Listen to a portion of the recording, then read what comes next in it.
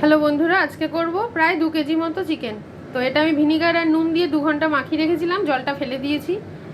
আলুগুলো ভেজে নিয়েছি, পেঁয়াজ আদা রসুন লঙ্কা বেটে নিয়েছি। আমি জিরে বাটা দেই না, রসুনটা একটু বেশি দিই।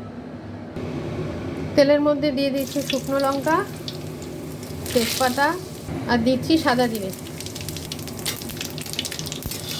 এই তেলেই আলু ভেজে নিয়েছিলাম আমি। ওটা গরম মশলা দিয়ে দিচ্ছি ফোড়নে। এবার এই পেস্টটা আমি দিয়ে দেবো।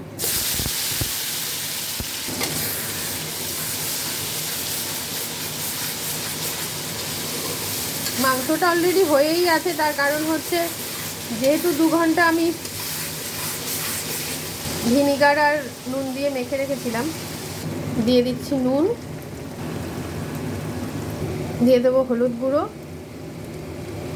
একটু লঙ্কা গুঁড়ো দিয়ে দিয়েছি, আর দেবো একটু মিষ্টি। ভালো করে কষিয়ে নেব। দেখো বন্ধুরা, মশলাটা কষে গেছে, তেল বেরিয়ে গেছে। তো আমি এবার মাংসগুলো দিয়ে দেবো।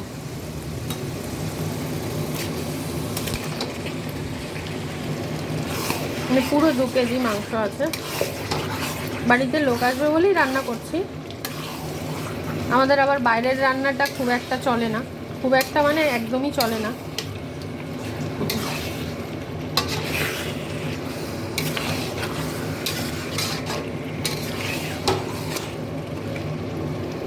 তো বন্ধুরা দেখো, মাংসটা আমার কষা হয়ে গেছে, প্রায় 15 মিনিট হয়ে গেছে।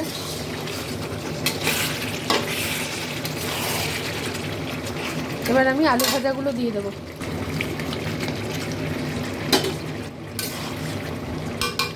একটু দিয়ে দেবো বিরিয়ানি মশলা। এটা এভারেস্ট আর সানরাইজ মেশানো আছে, দুটো বিরিয়ানি মশলা।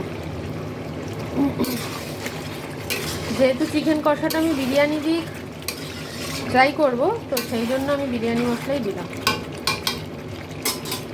আমি অল্প করে একটু জল দিয়ে দেবো যাতে প্রপার কুকড হয় চিকেনটা।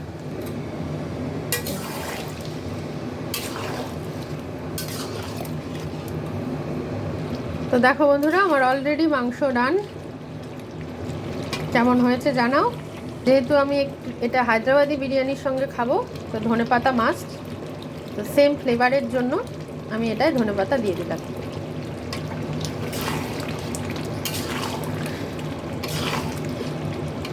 ধনেপাতাটা দিলেই তো সেটা হায়দ্রাবাদি বলা হয়, তো সেই জন্য এটা দিলাম।